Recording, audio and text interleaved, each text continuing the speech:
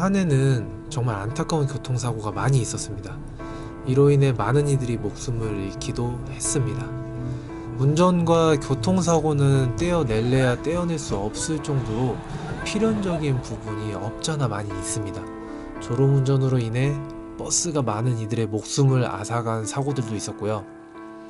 연예인이 탄 차가 전복으로 인해 사망사고로 이어지는 안타까운 사고도 있었습니다.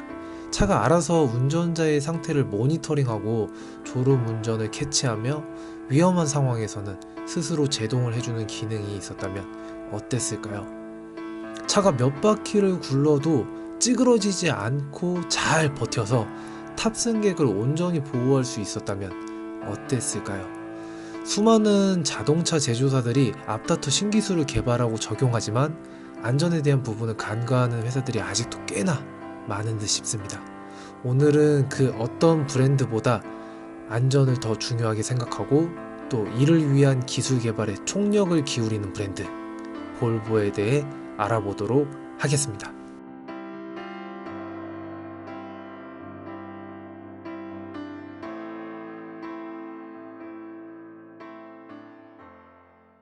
볼보의 안전은 가재로부터 시작되었습니다. 뭔 가재 같은 소리냐고요?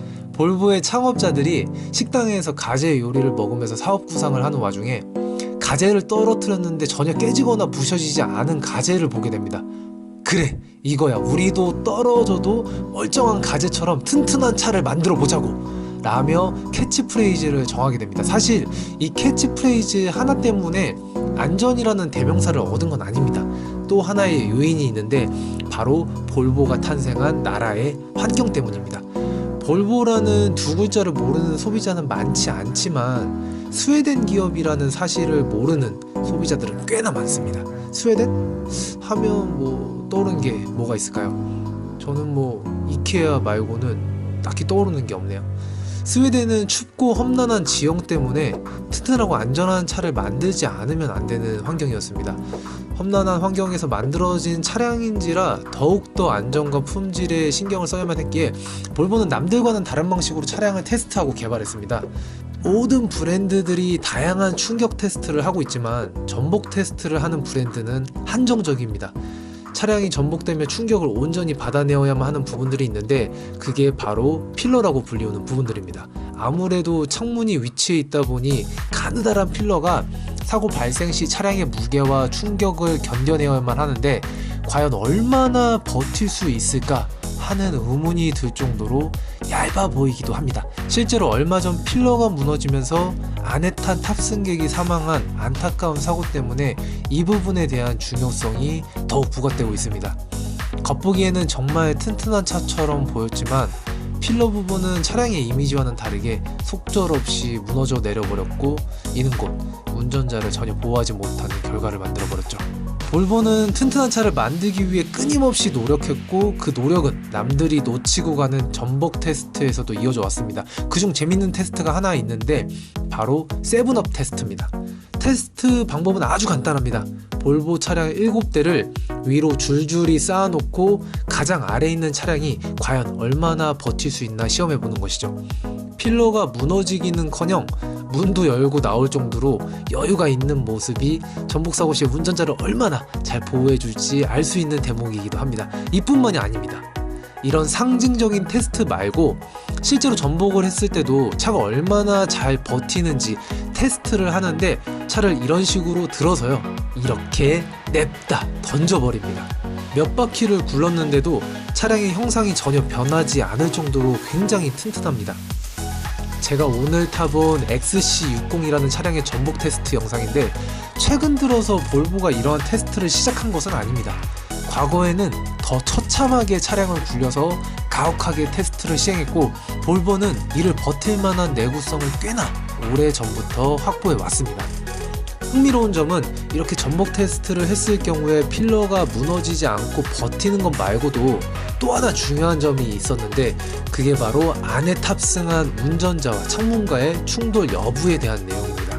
아무리 필러가 잘 버틴다고 한들 운전자가 차량 안에서 좌우로 심하게 흔들림으로써 인해 창문에 머리를 부딪히기라도 한다면 극심한 부상을 야기시킬 수밖에 없을 것입니다. 이러한 전복 테스트를 거치지 않았다면 운전자가 차량 내부에서 겪을 이러한 상황에 대해 과연 파악할 수 있었을까요? 볼보는 여기서 그치지 않고 커튼형 에어백을 1998년 세계 최초로 선보이게 됩니다. 커튼 에어백은 측면 충돌 시 0.00004초 만에 팽창하여 머리가 측면으로 쏠릴 때의 충격을 75%까지 흡수한다고 합니다. 이로써 전복 시에 발생할 수 있는 다양한 리스크를 감당할 수 있게 된 것이죠. 볼보의 안전에 대한 최초는 사실 커튼형 에어백이 다가 아닙니다. 지금은 너무 흔해 빠지긴 했지만 그 당시에는 꽤나 획기적인, 게다가 에어백을 대체할지도 모를 만큼 안전한 장치로 인정을 받게 된 3점식 안전벨트가 바로 그것입니다. 볼보의 엔지니어인 닐스 보린이 1959년 개발한 이 3점식 안전벨트는요, 지금까지 세계에서 가장 많은 사람을 구한 안전장치로서 인정받고 있습니다. 여기서 또 하나 주목할 점은 볼보가 이 기술의 특허를 공개해서 모든 브랜드가 다 가져다 쓸 수 있도록 했고, 이후 안전벨트는 100만 명 이상의 생명을 구했습니다. 볼보의 3점식 안전벨트가 없었다면 레이스할 때나 쓰이는 이런 4점식 혹은 6점식 안전벨트를 우리가 쓰고 있지 않았을까요? 혹은 버스에서 흔히 보이는 이게 정말 안전할까 싶은 그런 의구심이 드는 2점식 안전벨트를 쓰고 있었을까요? 3점식 안전벨트가 에어백을 대체하지 못한 이유는 단 하나입니다. 볼보의 수많은 연구와 테스트 결과 둘을 같이 썼을 때 탑승자의 보호 효과가 더 뛰어나다는 이유 때문이었죠.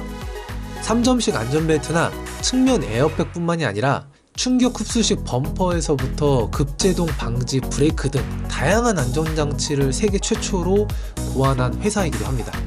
롤오버 테스트에서 그치지 않고 정면 충돌 테스트와 스몰 오버랩 테스트, 그리고 성룡 영화에서나 볼 법한 이러한 장면을 테스트로 만들어내기도 합니다. 건물 위에서 추락하는 테스트라니. 이렇게나 다양한 테스트를 거쳐 만들어진 차가 안전하지 않다면은 그 어떤 차가 안전한 차가 될 수 있을지 정말 궁금합니다. 또 하나 소개해드릴 내용은 볼보의 850이라는 모델입니다. 좀비차라고 별명까지 붙은 이 녀석의 내구성은 어디가 끝인지 정말 가늠조차도 불가능할 정도입니다. 들이받치는 차들은 있는 대로 다 찌그러져 버리고 850은 아주 멀쩡합니다. 이렇게나 구르고 부딪히고 심지어 점프마저 뛰는데도 끝까지 멈추지 않습니다. 무슨 짓을 해야 이 녀석을 멈춰 세울 수 있을까요? 정말 감탄밖에 나오질 않네요. 하지만 물리적 한계를 벗어난 강한 충격에 버틸 수 있는 차량은 사실 이 세상에는 존재하지 않습니다. 차량이 아무리 튼튼하다고 하더라도 뒤에서 몇십 톤이 넘는 무거운 트럭이나 버스가 추돌해 온다면 그 어떤 차량도 버티지 못하고 찌그러질 수밖에 없을 것입니다. 사고가 났을 때 얼마나 튼튼하고 안전하게 승객을 지킬 수 있는지도 중요하지만 무엇보다도 더 중요한 것은 사고가 나기 전에 얼마나 높은 가능성으로 사고를 피할 수 있느냐도 굉장히 중요합니다. 요즘 운전을 하면서 보면 심심찮게 목격을 할 수 있는 장면 중에 하나가 바로 운전 중에 스마트폰을 사용하는 사람들입니다. 느린 속도니까 괜찮겠지, 혹은 그냥 쭉 직진 중이니까 괜찮아라며 스스로를 합리화시키면서 스마트폰을 힐끔힐끔 보거나, 혹은 대놓고 스마트폰을 사용함으로써 시선을 뺏겨 사고로 이어지는 경우가 굉장히 많습니다.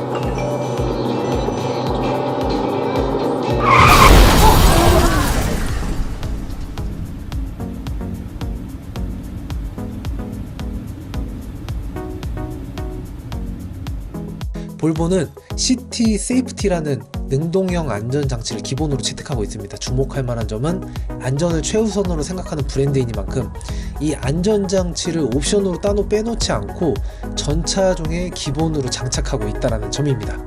그 어떤 볼보를 사도 안전만큼은 꼭 챙겨가겠다는 볼보의 강한 의지가 엿보이는 것이죠. 이거마저도 세계 최초입니다. 전자동 추돌 방지 장치라고 생각하시면 되는데, 도심사고의 75%가 30km/h 이하에서 발생한다는 점에서 착안하여 추돌이 예상되면 자동으로 브레이크를 작동시켜 사고를 예방합니다.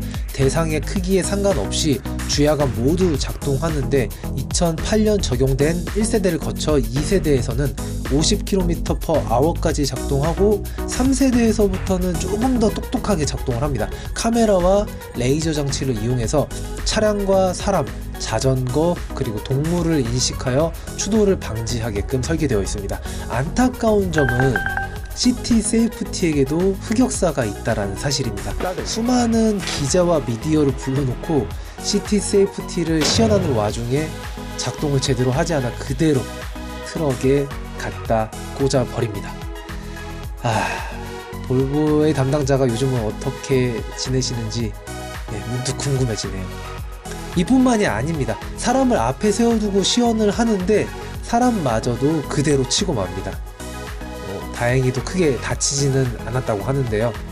이렇게나 불안전한 안전장치였지만 지금까지 3세대로 진화하면서 더욱더 발전된 장치가 되어서 요즘에는 이런 굴욕 장면이 더 이상 연출되지 않는 것 같아 그나마 다행인 듯 싶습니다. 왜 그거 있지 않습니까? 실패는 성공의 어머니라고. 시티 세이프티 이거 버스에서도 작동하나요? 트럭은요? 라고 말씀하실까봐 하나만 더 소개해드리고 마무리를 해볼까 합니다. 작년 사고로 인해서 그런 것인지 볼보 트럭 코리아에서는 올해 대형 제품 전 라인업에 주행 안전 품목을 기본 탑재한다고 합니다. 볼보를 타는 버스 기사나 트럭 기사들이 많이 늘어나서 조금 더 안전한 도로가 되었으면 좋겠군요. 이상 이고인이었습니다. 감사합니다.